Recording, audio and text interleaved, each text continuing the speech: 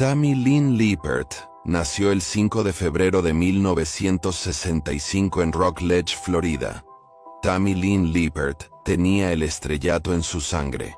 Era todo lo que ella siempre soñó, y no era tímida al respecto. Creció con una madre agente de modelos, siendo ella un modelo de madre. Tammy, un modelo de madre, participó en concursos de belleza desde los 4 años.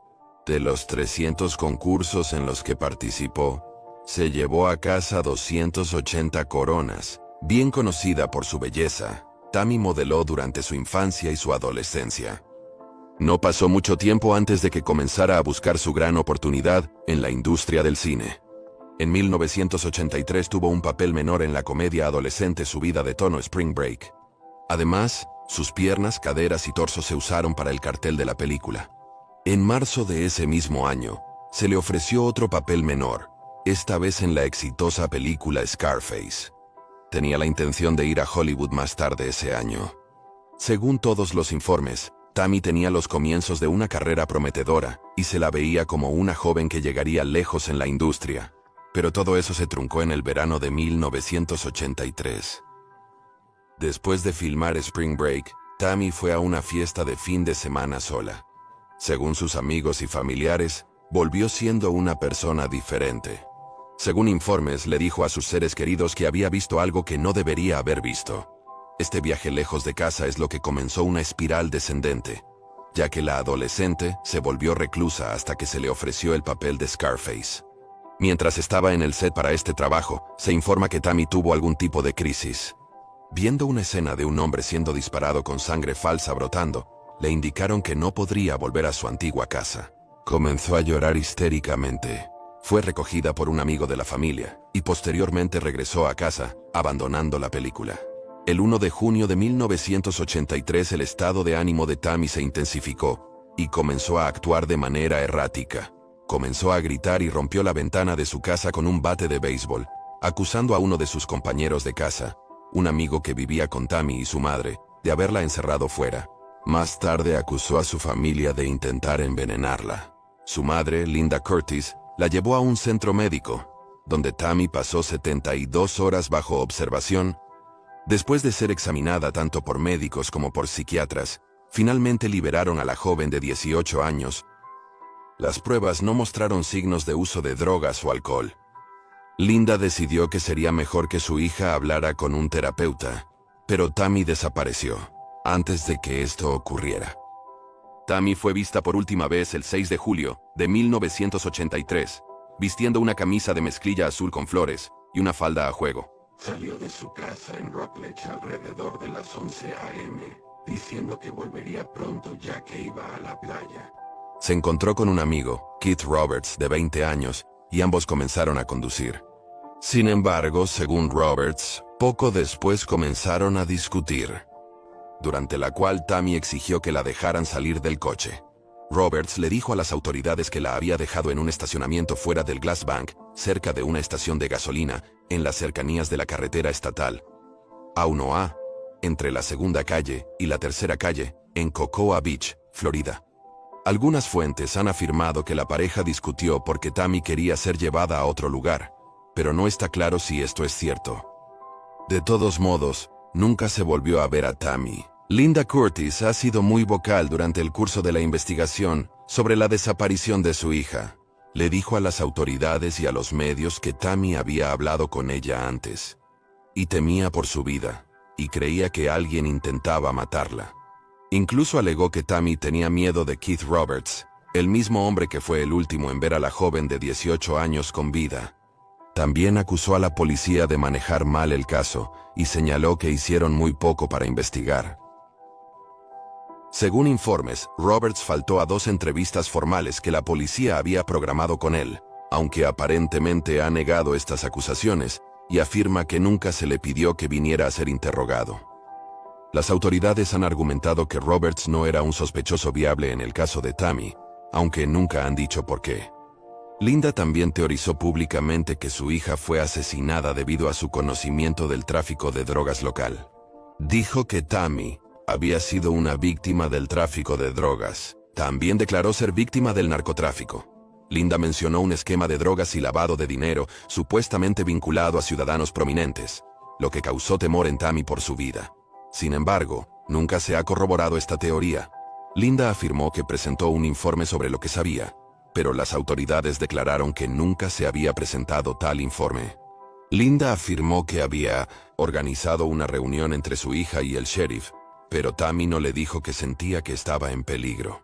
Aunque las autoridades nunca consideraron a Roberts sospechoso de la desaparición de Tammy, varios otros hombres sí lo fueron. El notable asesino en serie Christopher Bernard Wilder, también conocido como el asesino de la reina de belleza, se pensó que, en un momento, había estado involucrado con la desaparición de la adolescente. El FBI vinculó a Wilder con 12 asesinatos en California y Florida, lo que llevó al asesinato de Tammy. El FBI no informó que Tammy estaba en riesgo. Él atraía a sus víctimas haciéndose pasar por fotógrafo prometiendo lucrativos contratos de modelaje. Linda Curtis presentó una reclamación por más de $1 millón contra la herencia de Wilder, pero nunca se le vinculó oficialmente con la desaparición de Tammy. Y finalmente, Linda abandonó el caso. Ella, junto con otros miembros de la familia, comenzó a dudar de que él estuviera involucrado. Otra persona de interés en el caso fue John Crutchlow, secuestrador y violador condenado. Crutchlow, quien se sospecha que se llevó la vida de hasta 30 mujeres. Crutchlow se quitó la vida en 2002. Según un artículo de un periódico de Florida de 1985, las autoridades recibieron 2 llamadas telefónicas de una mujer que afirmaba que Tammy aún estaba viva. En la primera llamada, la mujer dijo que Tammy estaba bien y que se pondría en contacto cuando estuviera lista. La segunda llamada consistió en que la mujer explicaba que la adolescente ahora estaba haciendo lo que siempre había querido hacer, y que estaba yendo a la escuela para convertirse en enfermera. Como hay muy poca información sobre estas llamadas telefónicas anónimas, no está claro si alguna vez se determinó que fueran una broma o no. Muchos detectives en línea han sugerido la idea de que el cuerpo de Tammy ha sido encontrado, pero simplemente aún no ha sido identificado. Hay muchas exclusiones de Jane Doe enumeradas en el caso de la joven de 18 años. Se ha descartado que las siguientes mujeres no identificadas sean la Jane Doe del condado de Harris, la Jane Doe del condado de Pinal, la Jane Doe del condado de Knox, la Jane Doe del condado de Fairfax, la Jane Doe del condado de Waller, la Jane Doe del condado de Stafford y la Jane Doe de Newport News. En cuanto a teorías, hay una serie de posibilidades y sugerencias que han sido propuestas por detectives en línea. Muchos detectives de sillón creen que Keith Roberts tuvo algo que ver con la desaparición, ya que él fue el último en verla con vida, y luego faltó a todas sus entrevistas programadas con la policía. Otros han expresado su creencia de que Tammy sufría de esquizofrenia no diagnosticada, y que quizás fue llevada por un asesino oportunista en su estado vulnerable, después de ser abandonada en el estacionamiento. Las otras teorías en el caso de Tammy implican que ella se quitó la vida, huyó para empezar de nuevo, o fue asesinada por los lavadores de dinero.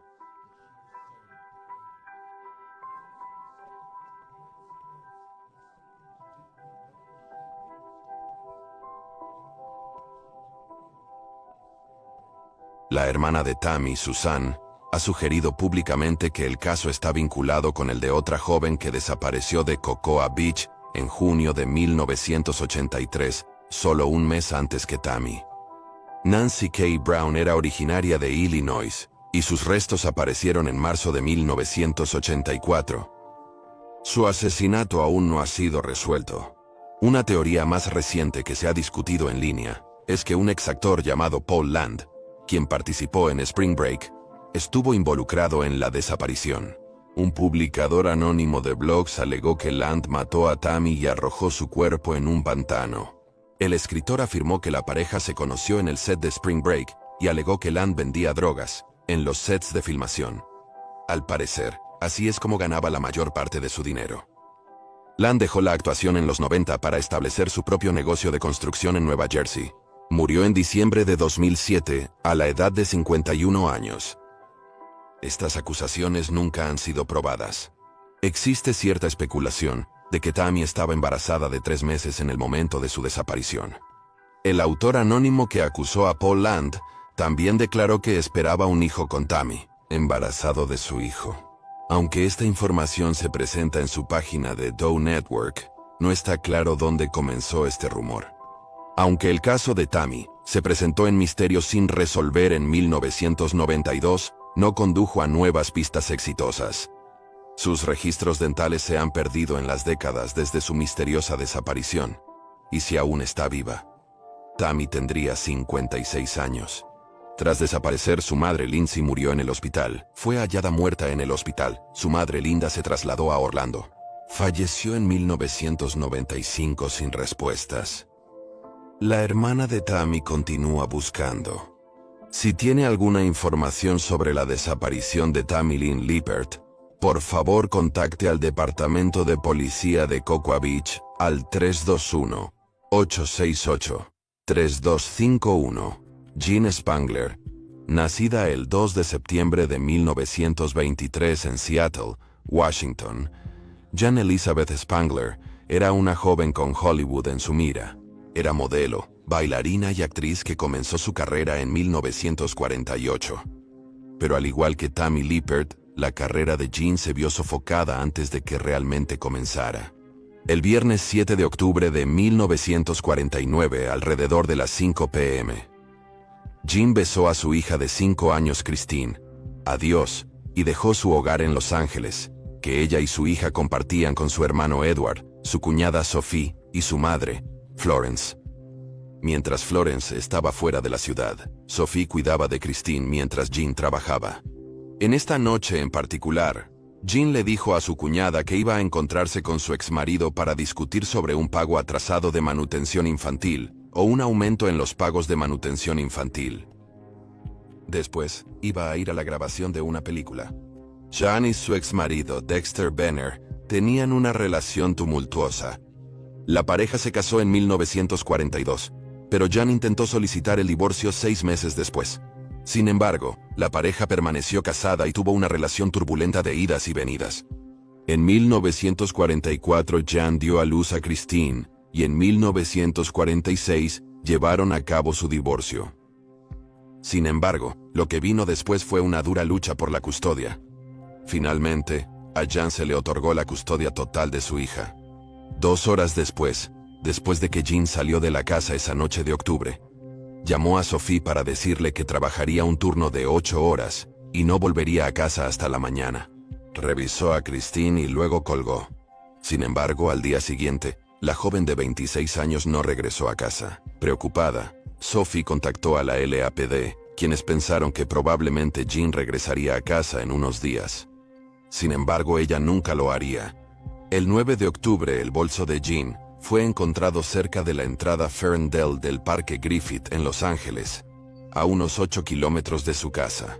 Ambas correas de un lado de la bolsa habían sido rasgadas, como si hubiera habido una lucha, y la bolsa arrancada de su brazo. A pesar de la presencia de 60 oficiales y más de 100 oficiales, Jean seguía en la casa. Ella estaba en casa, pero no. Más de 100 voluntarios buscaban infructuosamente pistas en el parque. Mientras tanto, el LAPD se puso en contacto con los estudios de cine locales y descubrió que ninguno de ellos tenía registro de que Jean trabajara la noche del 7 de octubre. No se suponía que ella debía trabajar esa noche, dejando a los investigadores con la pregunta: ¿a dónde había ido y por qué había mentido al respecto? Una vendedora en Farmers Market, una tienda de comestibles local cercana de la residencia Spangler, se presentó, diciendo a las autoridades que había visto a Jean merodeando dentro de la tienda a las 6 p.m. El testigo dijo que parecía estar esperando a alguien. Esta es la última aparición conocida de la mujer de 26 años. Los detectives también hablaron con Dexter Benner, quien les dijo que no había visto a Jean en semanas. Su nueva esposa respaldó su coartada para esa noche. No había dinero en el bolso de Jean, que fue recuperado del parque. Sophie dijo que no había llevado dinero esa noche, por lo que se descartó el robo como motivo. La pista más interesante encontrada en la bolsa de Jean fue una nota escrita a mano dirigida a alguien llamado Kirk. La nota decía: Kirk, no puedo esperar más. Voy a ver al Dr. Scott. Funcionará mejor de esta manera mientras mamá está fuera. Curiosamente, la nota leída había sido cerrada con una coma y dejada sin firmar como si estuviera inacabada. Ni Kirk ni el Dr. Scott fueron localizados nunca. Los amigos y familiares de Jean no conocían los nombres, aunque su madre Florence le dijo a la policía que un tal Kirk había recogido a la joven de 26 años en 2 ocasiones, pero nunca entró a la casa, prefería quedarse en el coche. También no sabía nada más sobre él. En cuanto a un Dr. Scott, las autoridades interrogaron a todos los médicos en LA con ese apellido, pero ninguno de ellos tenía un paciente con el apellido Spangler o Benner. Aunque Jean una vez estuvo involucrada con un hombre abusivo llamado Scotty, su abogado dijo que no lo había visto desde 1945. Se informó que el hombre era miembro del ejército y había golpeado a la madre de uno cuando intentó terminar las cosas, incluso amenazando su vida. No está claro si las autoridades alguna vez hablaron con él, lo descartaron o lo consideraron sospechoso de alguna manera. En años recientes, se ha especulado que Dr. Scott simplemente era un alias. A lo largo de la semana siguiente a la desaparición de Jean, más de 200 voluntarios y oficiales de policía buscaron en Griffith Park. Durante la búsqueda, un perro voluntario desenterró un uniforme de mezclilla de la cárcel del condado de LA, que había sido enterrado en una tumba poco profunda, pero no se encontró rastro de... El perro fue encontrado. Sin embargo, las cosas tomaron un giro cuando Kirk Douglas, el actor superestrella que era un joven prometedor de 33 años en ese momento, contactó a las autoridades.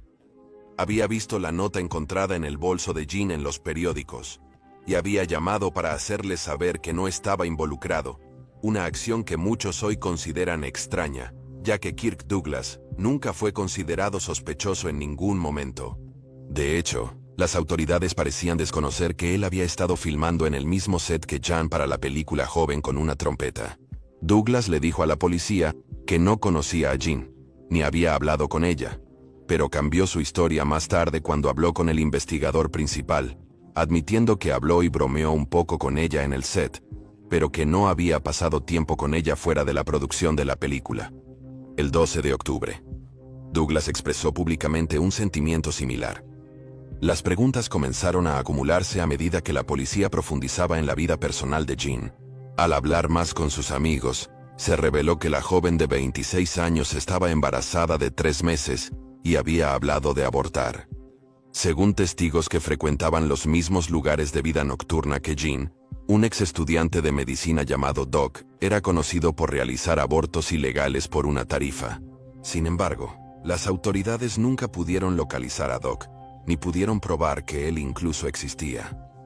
La teoría del aborto mal realizado fue investigada por el LAPD, pero parece que no llegó a ninguna parte. Otro amigo de Jean le dijo a los investigadores que ella recientemente había admitido que estaba viendo a alguien, pero que no era algo serio. Sin embargo, ella nunca reveló la identidad del hombre. Otra teoría investigada por las autoridades fue que Jean tenía conexiones con gángsters locales. Antes de comenzar a actuar, la joven de 26 años había trabajado como bailarina en un club que supuestamente, citando, la puso en las órbitas de varios gángsters. Se informó que Jean había sido vista tanto en Palm Springs como en Las Vegas con un hombre llamado Davey Ogle, quien era un asociado del notorio criminal Mickey Cohen. Ogle desapareció 2 días después de Jean, el 9 de octubre. Las autoridades se preguntaban si la pareja había huido para evitar el procesamiento, ya que Ogle estaba bajo acusación por conspiración. En 1950, una de las hermanas de Jean testificó que ni ella ni Jean se asociaban con Cohen, Ogle o cualquier otro gángster. Ese mismo año, un agente de aduanas vio a una mujer que se parecía a Jean en El Paso, Texas.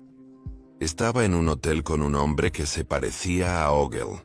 Un empleado del hotel identificó a Jean a partir de una fotografía, pero ninguno de sus nombres apareció en el registro, y esta pista finalmente no llevó a ninguna parte.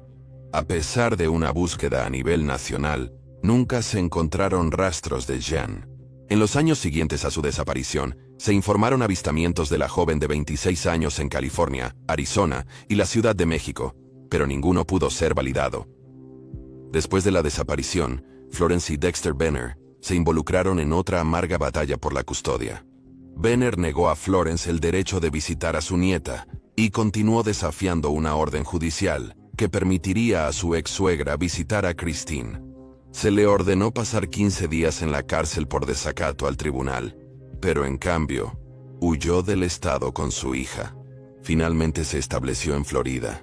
Alrededor del mismo tiempo, Benner intentó que su nueva esposa adoptara legalmente a Christine por motivos de abandono, pero los tribunales bloquearon este intento. Hay numerosas teorías no resueltas y falsas en el caso de Jean. Algunos creen que fue eliminada por la mafia, mientras que otros creen que Kirk Douglas estuvo involucrado.